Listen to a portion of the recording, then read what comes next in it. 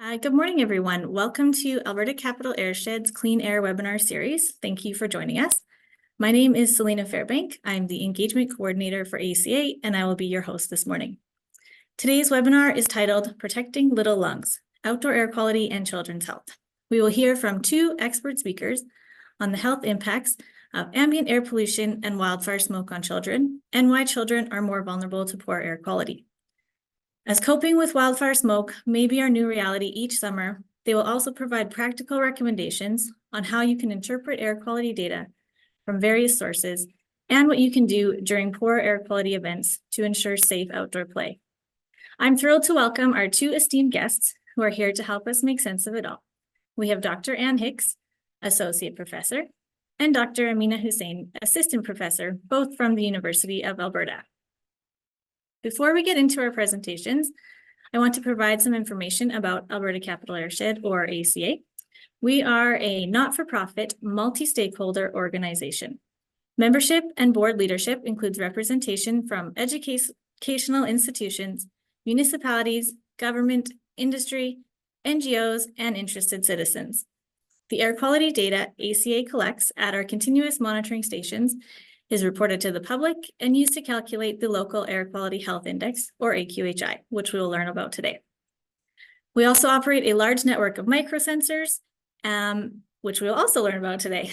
As one of 10 airsheds in the province, Alberta Capital Airshed also provides outreach and educational initiatives to increase air quality awareness and address local issues. I'd also like to acknowledge that Alberta Capital Airshed is on Treaty 6 territory, the traditional and ancestral territory of many First Nations, including the Cree, Dene, Blackfoot, Saulteaux, and Nakota Sioux. We acknowledge that this territory is home to the Métis Nation of Alberta. We acknowledge our part in treaty by being thoughtful about the air we breathe and how we can work to ensure it is healthy and life-giving for our Earth, the current generation, and for many generations to come. I invite you to take a moment to consider the land and air from which you join us today. So a little bit of housekeeping on how our webinar will work today. It will last for approximately 45 minutes. Each panelist will do a short presentation, and then we will open the floor to your questions. You can register your questions using the Q&A box. There's also a comment box or chat available, and all comments are welcome. This chat area is for sharing additional information you think others on the call might be interested in learning about, from your organization, a news article you were reminded of, etc.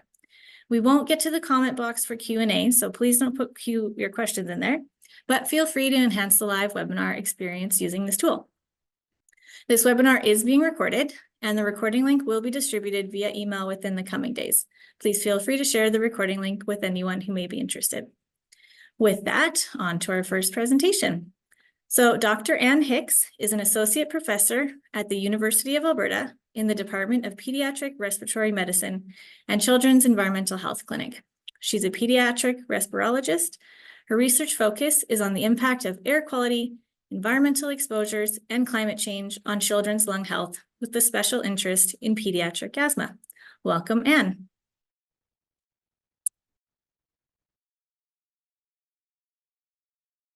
Thank you so much. I'll just quickly share my slides here. So this is a picture gazing out over Edmonton's beautiful river valley and up a nicely wooded slope on the other side on a particularly wildfire smoky day from a few years ago, when one of my kids' school was actually closed because the air supply wasn't able to filter out the wildfire smoke. So what I'm hoping that we'll be able to do by the end of our discussion today is feel more comfortable talking about how air pollution gets into our bodies and the sort of unequal impact that it has on children compared to adults. And more importantly, taking that next step forward in how are we going to protect children from air pollution. And I think the really big part here is, well, allowing them to still live their lives and grow and develop normally and in a healthy way. One of the things that Dr. Hussain will be bringing up quite a bit later is particulate matter, or PM, and we talk about it in a lot of different ways.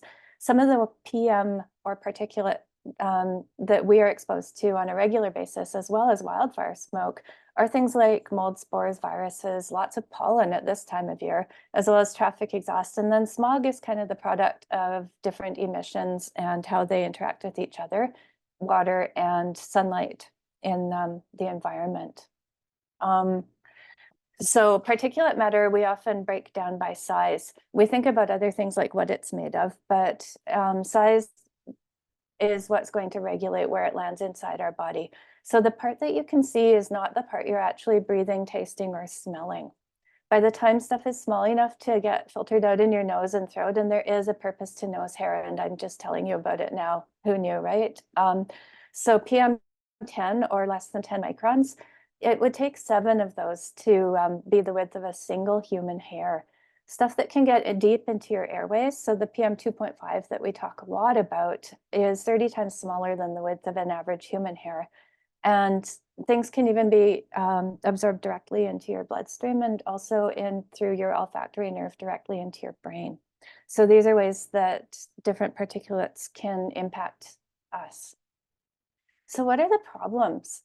Well, first of all, if you inhale something, lungs aren't really built to have a lot of stuff inside them. So you use up a lot of your ability of your lungs to clear themselves, and you use up a lot of their immune function, getting rid of all this extra stuff that you breathed in.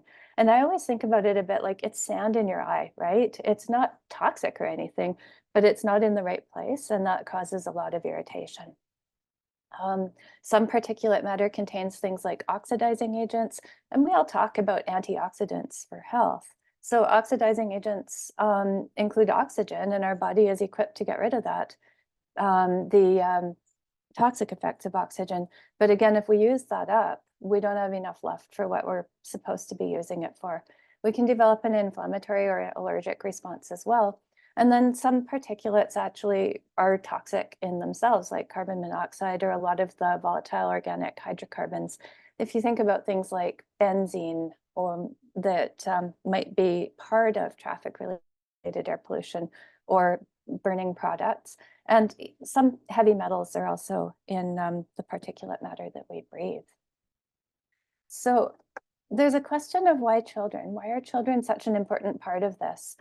Well, children are really little, and that seems like duh, but what happens is that their surface area to body mass is different than adults, and between that and their more rapid metabolism, where they're breathing air more quickly and using more of it, you get more particulate matter per kilogram of child, so they get a higher toxic dose.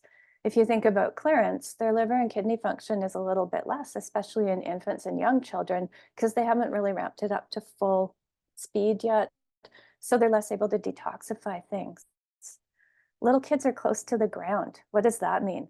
Well, when air pollution falls out of the sky, it lands on the ground. And when you're scuffling it up, you're also breathing it in more when you're close to it.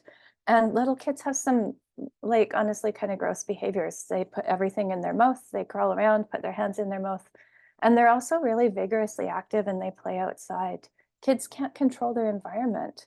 So they can't protect themselves as well as an adult that would just go away if things were bad. And kids have a poor response to heating and cooling compared to adults. So their body isn't as good at that. And their immunity is less because they haven't had the privilege of having as many viruses as you have by the time you're in your 30s, 40s, or 50s. They also are in a fluid developmental state. So if something derails their development at any particular point, they may never reach their genetic potential. Now, I'm going to talk about some of the short-term and long-term common problems associated with air pollution. And I know you're looking at the kids whose parents have chosen to share their experiences with air pollution as part of these children being ambassadors for safe, clean air for children. So everybody experiences in the short term with higher levels of air pollution, especially things like smoke, eye and throat irritation and cough. People with COPD or asthma can have an attack of their disease, and it increases your risk of infection, ever getting an infection or having a worse infection going to emergency or hospital if you have inflammation from all of these things that you're breathing in. For pregnant people, preterm birth and small for gestational age newborns are a problem, and those impact the entire lifespan of the infant at some times. In the long term, when you're breathing in compounds that are absorbed into your bloodstream, you're causing hard arteries and decreasing your heart health. You're diminishing your adult lung function and size, and it increases the risk of developing neurologic disorders such as autistic spectrum disorder, or ADHD in kids, and progressing Parkinson's or Alzheimer's in older adults. The general health of the population decreases with poor air quality, and obviously that's going to have a big impact on mental health. Now, the two kids that I have on the screen here, they're very different in a lot of ways. They're from different continents. They passed away 10 years apart from each other, one through mainly traffic related air pollution, but she is the first person to have air pollution as a cause of death on her certificate, thanks to her mother's campaigning, and her mother continues to campaign for clean air for children. The other child passed away last year during a wildfire smoke episode, and his parents have been working very hard to have air quality monitors placed in small communities where accurate information is less readily available. So I think it's really important to know that air pollution actually has very, very severe impacts on a small number of people, but one is too many. Our vulnerable populations, especially infants, children, pregnant people, and the elderly, people who already have heart or lung disease, and people who are at increased risk of exposure. So if you're working and playing outside, or if you're marginalized, racialized, or low income, your housing is likely to be more secure and you have fewer opportunities to come in out of poor air quality. It's really important when you're trying to manage air pollution to avoid outdoor activities or being exposed to that air pollution. And you want to try and keep bad air out of wherever you are in. We also need to control our underlying conditions. So if you have an underlying disease that puts you at risk, make sure that you're seeing your caregivers, that you're adherent to the treatment that you guys have decided is best for preventing things, and decreasing trigger activities like heavy exercise when air is poor. If you see somebody who is suffering from the effects of an air pollution exposure, treat them quickly, get help early, and prevent a more significant problem. So what does management look like? Well, I think it's important to know where the problems might exist, where your safe space is, and where you can go away to if your safe space is no longer safe, for instance, if the power goes out. So at home, you can close your windows and stay indoors, but you have to balance that with keeping cool if you don't have air conditioning. Schools, again, they can close things up. And I'm going to say replace outdoor recess. And the reason I say that is the more poor air quality days we have, the more days kids miss out on fresh air and exercise, the more they miss out on vigorous physical activity and appropriate developmental activities that they need to have. So we can't just say no and give up. We need to give them something equally good or better to do in the meantime. And then we want to defer our outdoor vigorous sports, but find a safe alternative.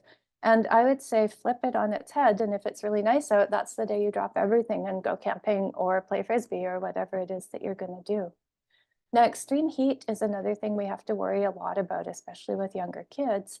And it's important, again, to defer your vigorous physical activities and stay cool and in the shade, hydrated, covered from sunburns.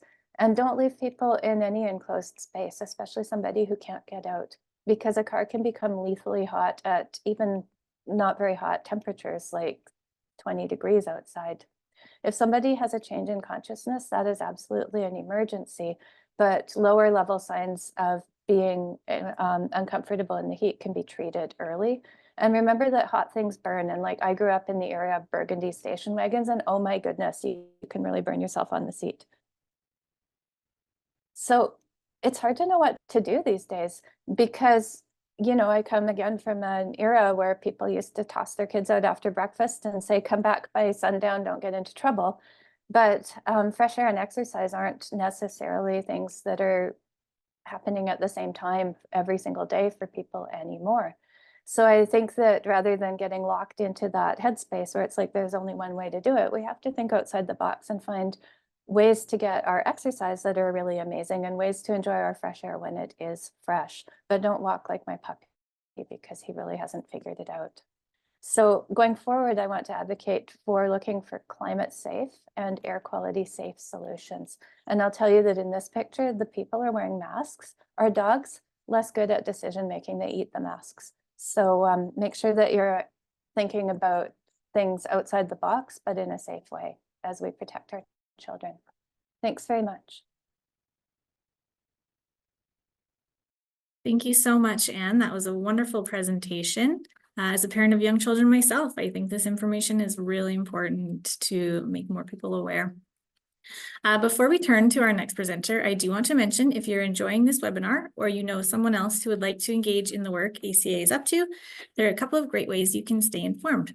You can sign up for our monthly newsletters on our website, capitalairshed.ca, or follow us on social media.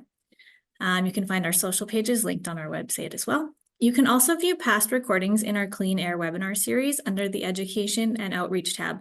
Last month, we hosted some excellent speakers who discussed how to navigate indoor-outdoor air quality amid wildfire smoke. They had talked about filtration strategies and how to prevent wildfire smoke from getting inside your indoor environment. So this topic may be of interest to many of you as well. With that, let's turn to our next presenter, Dr. Amina Hussain. Amina is an assistant professor at the University of Alberta in the Department of Electrical and Computer Engineering. She is the Canada Research Chair in Laser Plasma Interactions. Amina is a mother, a runner, and a board member of the Tomorrow Foundation for a Sustainable Future.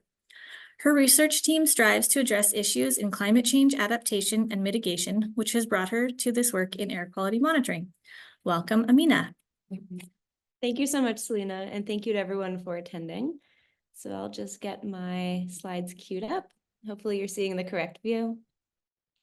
So Dr. Hicks gave us a wonderful overview on the risks of air pollution and also the particular vulnerability of children. And so in this presentation, I'm going to talk a bit more about how we monitor air quality, what that AQHI means, and how we can use other sensors, microsensors that look at particulate matter in order to get more detailed information and make decisions for our children's safety. So in this presentation, we'll talk about what that AQHI value is, how it comes together, where it's reported from, so these continuous monitoring stations. We're going to talk about the use of microsensors for looking at particulate matter, and then how we can use these together to make risk assessment and how this might be used in a daycare or a childcare context. So the AQHI is going to report our outdoor air quality. Probably everyone's familiar with this. We have our scale that goes from 1 to 10 plus, where 1 is low risk, and then 10 plus is we're getting to very high risk. And so generally, we're probably familiar with this cutoff of around 7. That's where we get into this high risk red region. And this 7 is defined as the value at which we start to see health effects for the general population. But you'll notice in the yellow, we have moderate risk. And actually, even from a 4, when we enter that regime of moderate risk and going higher, this is where we're going to have health effects for vulnerable populations. And those vulnerable populations are children. So while we're thinking about a 7 in general for the general population, I'm going to discuss here how we might think about choosing a different cutoff at a lower value and how we can get more information to make that risk assessment. So starting off, what is the AQHI? So the AQHI is actually a weighted value. It brings together 3 main pollutants that we can consider for air pollution. This is nitrogen dioxide, ozone, and that fine particulate matter. So because they're weighted, it's looking at the concentration of each of these in the air. If, for instance, nitrogen dioxide concentration goes up quite a lot, this can tip the AQHI scale and send it into a higher value and say this is an unhealthy regime, for instance. So nitrogen dioxide is coming from road traffic, stoves, space heaters, things like that. Then there's ozone. So same thing, if we have a high concentration of ozone in the air, now we're going to have an unhealthy AQHI, even if we're not necessarily seeing changes here. That's that weighting. Ozone is coming from power plants, industrial facilities, car emissions, things like that. And then there's this fine particulate matter. So particularly PM 2.5 is the one you might hear about quite a lot. This is a major component of wildfire smoke, okay? And so when this one increases in concentration, that can also tip our AQHI and tell us that we're not breathing in healthy air. Now, we're thinking about wildfire season right now, even though it's kind of cold out here, but actually there are year-round sources of PM 2.5, industrial facilities, vehicle emissions, et cetera. This AQHI value comes from continuous monitoring stations around the province. So these stations are the gold standard for monitoring air pollutants. They are distributed around the province. I have a map here of Alberta, and you can see where some of them are throughout the province. And what they're doing is they're measuring all three pollutants, so nitrogen dioxide, ozone, and particulate matter. And the AQHI value that's reporting this weighting of the concentrations of each of those uses 3-hour rolling averages. So these are big stations, and as you can see, they're spread out thoughtfully around the province to be able to capture the air quality in a given place. But one thing we know, and if you're familiar with the firesmoke.ca map, you can see how the smoke is moving in the province or in the country from different wildfires.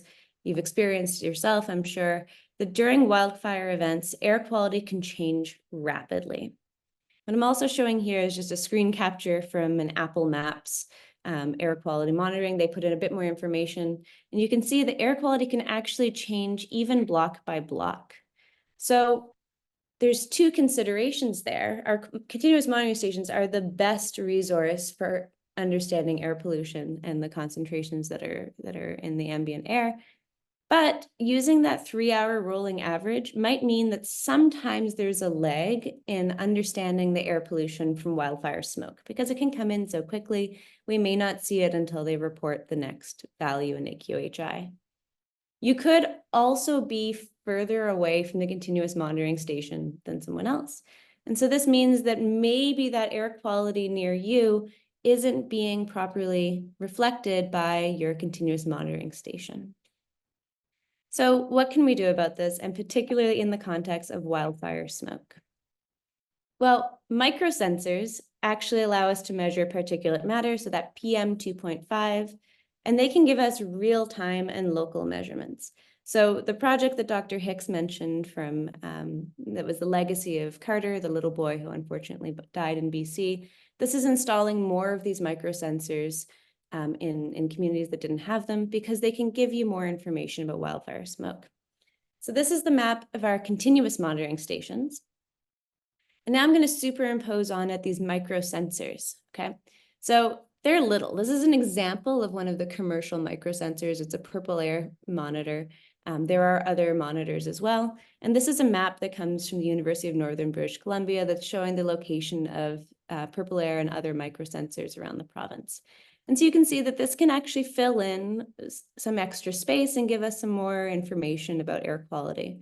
In particular, only that particulate matter from the microsensors.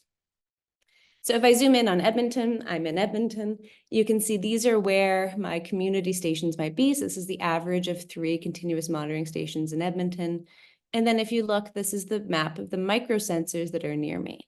So there's a good chance that I could have one close by and get some more local information on that PM 2.5, but recognizing that these microsensors only look at PM 2.5. So that's one of the major pollutants from wildfire smoke, but they aren't telling me about ozone or nitrogen dioxide.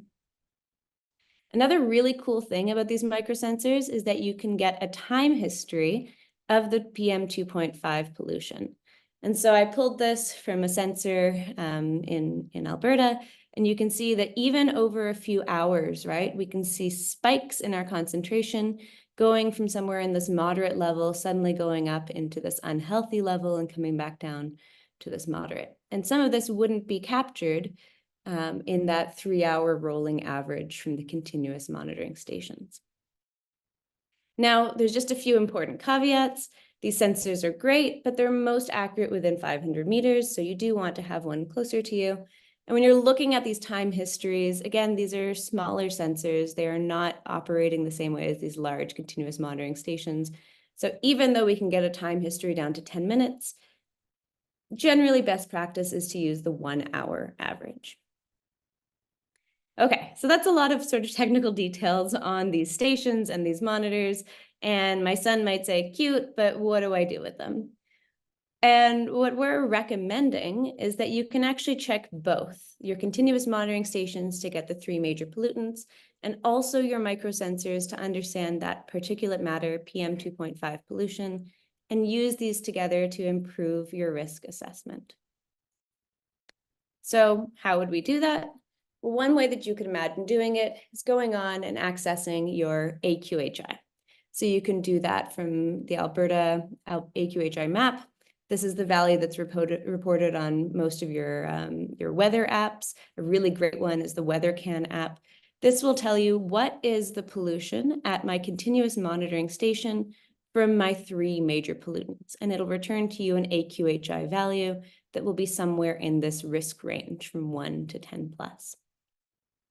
Then you can access these microsensors. So the University of British Columbia, UNBC AQ map, gives you a map of the microsensors that are near you, and it returns the color of the concentration of PM 2.5 that corresponds to the associated risk, okay? So they're flipped here, but this would be our low risk, our moderate risk, and getting into our high risk. So by looking at each of these, you can get a sense of the risk of a given pollutant from the continuous monitoring stations and from the microsensors. Then the recommendation would be to follow the guidelines based on the worst risk, okay? So let's say that this one is giving me a 3, and that's saying that from the 3-hour rolling average at the location of my continuous monitoring station, my AQHI is a 3. But closer to me, I would look at some of my microsensors, and if they're suddenly giving me, something in the 70 to 80 microgram per cubic meter, and that would be something in that red high risk zone, then I would say, it looks like the wildfire smoke near me might be quite bad, has not yet been captured in the AQHI, and so I'm going to safely assume that I can follow the risk for a 7. Then we would go to our recommendations based on the AQHI. And I've just modified this slightly to emphasize that there's low risk, and then it's really from this 4 onwards that we can have those health effects for children. So this is where we would be thinking, where do I decide my cutoff is, recognizing that our little ones, as Dr. Hicks explained, are much more vulnerable and can have long-term impacts from air pollution exposure, even in this moderate range. So just a couple of good practice notes here. You can check for special air quality statements. The WeatherCan app is awesome. It'll actually give you notifications about the AQHI and changes in AQHI. And then when you're using this UNBC map, it's always good practice to look at a couple of sensors. Funny things can happen, right? One could go offline and look anomalously low, or something could happen. Maybe someone's having a backyard fire and it'll look anomalously high. So just kind of keeping that in mind as you're accessing it, to be drawing on as much information as possible. So a couple of things that can come up from this. One thing is, what if there aren't any microsensors nearby? Or what if I'm further away than that 500 meters where they can really be the most accurate? Well, so these microsensors, and again, here's the map, these are installed by public and private users across Canada. You could actually get your own. So they can be purchased on the order of $300. So they're reasonably cost effective. And you could also reach out to your local airshed to learn more. And so, for instance, we actually had one installed at the community league in my neighborhood. And that was with a great collaboration with Alberta Capital Airshed, so that we could get a sense nearby of what our pollution from particulate matter was looking like. I know that it seems a little unwieldy to go to 2 different sources to look at those continuous monitors and also at those microsensors. And so at the University of Alberta with the Faculty of Engineering, we're actually working on one interface that can give you that AQHI and the microsensor data based on your location. And so just a shout out to these students, Pranj, Roberto, and Jay, who did the development of the initial prototype there. And stay tuned, because we're hoping that we can make this available in some form soon, and that it can be of use particularly to childcare centers. So just to summarize, incorporating microsensors can help us keep our kids safe, But we need to do it, of course, recognizing that this AQHI is our gold standard, and we need to always make sure that we're referencing it. Okay, so the AQHI gives us the 3 major pollutants, and it reports on a 3-hour rolling average. So it is the gold standard, but at times there may be a lag, particularly when we have wildfire smoke events. Microsensors can give us local and real-time information only on particulate matter, and this is a major component of wildfire smoke. So they can be handy, especially during wildfire season, but year-round, because as I mentioned, as Dr. Hicks mentioned, there are year-round sources of PM 2.5. Looking at these together can provide more details on air pollution, and we can think about changing our paradigm of where we would want to put our cutoff. So realizing that 7 is for the general population, but kids are actually at risk even from lower concentrations of pollutants. And so even many days of moderate exposure, let's say an AQHI of 5, that can add up and have really big impacts on developing lungs. So we really do want to recognize that our children are vulnerable and think about where we might put our own cutoffs. To that end, I've just got a little bit of information here about how to consider cutoffs. So this is some data from the Alberta Capital Airshed, giving the AQHI from a 5 out of 5, a 6, a 7, and the number of days that we were at this AQHI value going back all the way to 2010. So if we look at the 10-year average, we can see that we had about 18 days at a 5 versus 9 at a 6 and 7 at a 7. And the 5-year average, things as we sort of are familiar with have gotten worse. We'd be looking at about 23 days at a 5 versus 12 at a 6. And then that 7 is the cutoff for the general population. So when you're deciding where you might put your cutoff, which is hopefully below a 7, recognizing that children are vulnerable even to moderate air pollution, we will just note that the PM 2.5 concentration for an AQHI of 5 is about 40 to 50 microgram per cubic meter. The WHO cutoff over 24 hours is 15 microgram per cubic meter. Okay, so that's actually quite a big difference. So playing outside even for 1 to 3 hours a day is going to add up and can have real long-term implications for children's health. And it's hard to balance safe breathing with necessary activity. I wouldn't necessarily know how to get my 2-year-old son to take it easy on a bad air quality day, and he's going to be breathing in more rapidly, taking in more air pollution. So finally, just a quick summary of a recommendation that you could consider in assessing air quality. So looking at that AQHI map, getting the AQHI based on the 3 major pollutants, augmenting it by also looking at your nearest microsensors, which will give you a sense of the particulate matter pollution. And then looking at these together and saying, I'm going to follow the guideline and make decisions for outdoor play based on the worst risk that's reported. Okay, so which one is in that yellow region there. And for some more details on this, we've actually got the recommendations that Dr. Hicks and I wrote. Those are available as a PDF that you can look through and see some more of the information that we've both presented on. They're hosted on the Tomorrow Foundation website. And you can also go to the Alberta Capital Airshed Wildfire Resources. And if you scroll down to the bottom there, you will find a link to this document where it says childcare centers. So thank you very much for your time and for listening. And I'm happy to take any questions as they may come up. Thank you so much, Amina. I'm going to just offer as well for those of you who live in the capital region, the ACA website has our live data map that shows both microsensors and the continuous monitoring station data. You can access our wildfire resources as well, as Amina mentioned. Outside of the province or outside of the capital region, I suggest you look at the UNBC cyclone site that Amina was referring to, as well as the air quality AQHI map provided by the government of Alberta. And interesting fact, 88% of Alberta's population lives in a region covered by an airshed. So connect with your local airsheds via the Alberta Airsheds Council if you have questions about air quality in your region or are looking for additional resources. So with that, we have about 10 minutes left, and we are going to turn to our Q&A. If Amina and Anne can join me again, please. We will start with some of your questions. As a reminder, please make sure your questions are in the Q&A box. We will not get to any that are in the chat.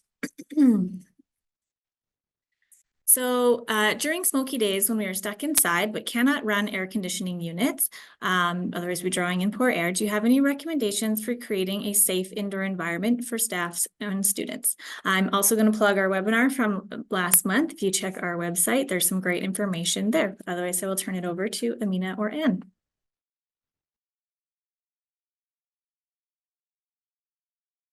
Anne, do you want to go ahead or? I was just about to throw you under that bus. Okay. I don't always have a good answer for that because I'm more of a doctor than a building systems expert. I did put a US Environmental Health Protection Agency link into the chat called Tools for Schools.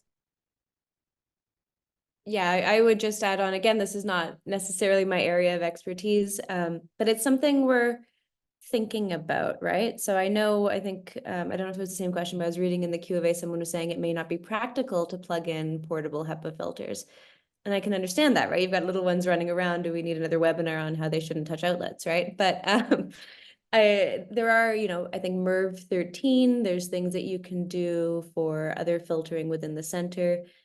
There's also the possibility of those microsensors, like the purple air that I mentioned, those can work indoors as well. So one thought might be, would your center like to install one and see really how bad is your air pollution? And then you could work with your building or reach out to other experts on it, look at some of the resources that Dr. Hicks shared and say, how can we improve this?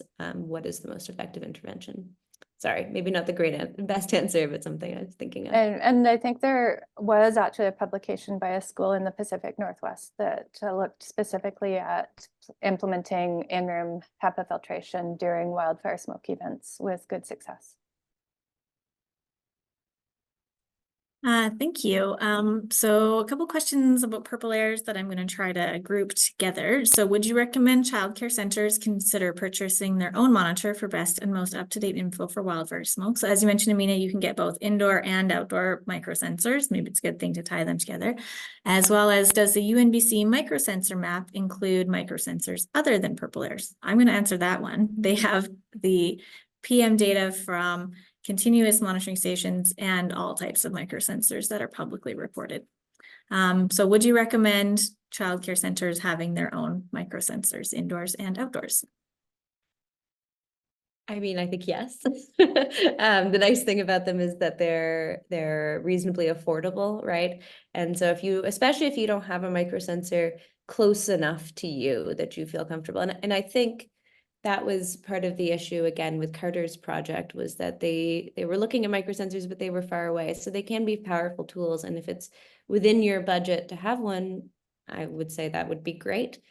If it's not within your budget, there may be ways to reach out, as we mentioned, to your air sheds and to see, or maybe there's one nearby that you can use.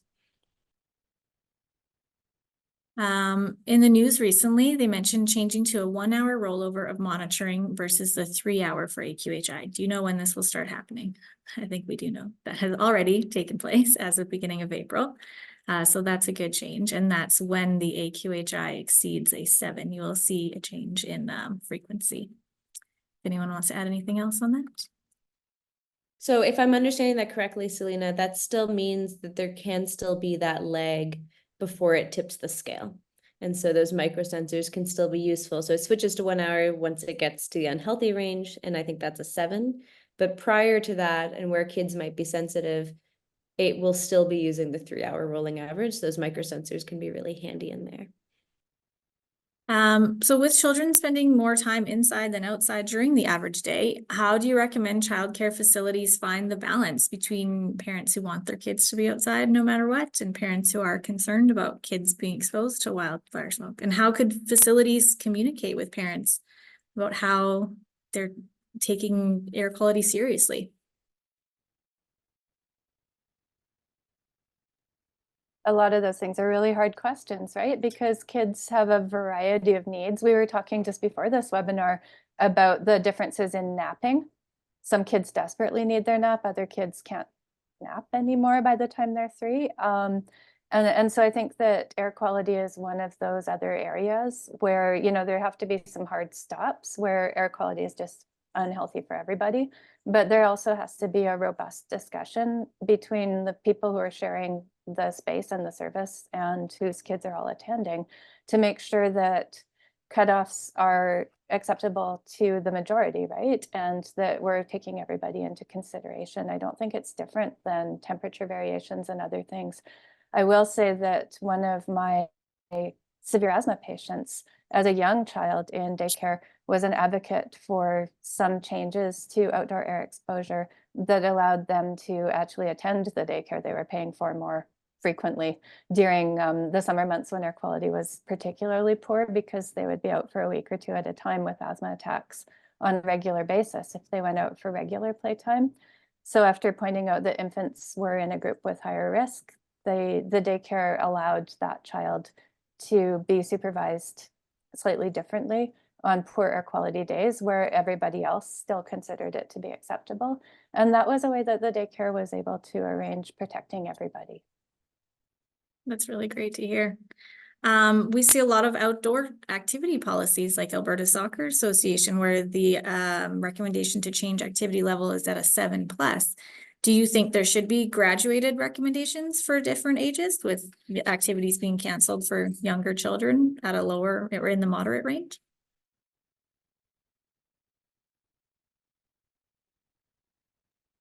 Such a hard question again, because you don't want kids to lose out on their potential activities. On the other hand, you know, when Soccer Alberta addressed this, they were saying that the goal was that people who were stepping up to protect the health and well-being of the children on their soccer teams weren't penalized by not being able to make finals because games were forfeit just because they didn't want the kids to be running at an AQHI 7+. So I think, again, that really involves a lot of discussion, because there's some things that we don't know. We don't know when the risk of losing on a physical activity is bigger than the risk of breathing the poor air quality, because sometimes we don't have a good choice. We just have a selection of less than totally good choices. So there's a lot more work to be done, I think, before we understand where that line in the sand sits. I think it's also really important when we think about equity and diversity and inclusion to ensure that people with invisible disabilities, which are pretty much almost everything to do with hearts and lungs, are included in activities, or if they're not able to participate, that there's other ways to protect them and ensure that they are included overall. Because, you know, asthma is more than 1 in 10 people, right? So that's a lot of children who might need to have a slightly alternative activity that's still high quality, still inclusive, and still important. Okay, thank you. With that, we are almost at the end of the time. I'm sorry we didn't get to everyone's questions. If you would like to have an answer to your question, please feel free to email me. At my email address will be posted in the chat before we end. We will also share some additional links with the webinar recording when it is sent out, with some additional resources for everyone. So thank you so much to Anne and Amina for their excellent presentations, to all our viewers with your questions, to Russ for his technical support in the background.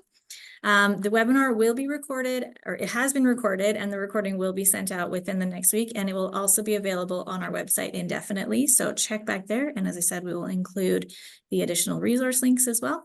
So thank you so much for joining us today. I hope everyone found this session informative and you're able to apply what was shared. Have a great day, everyone.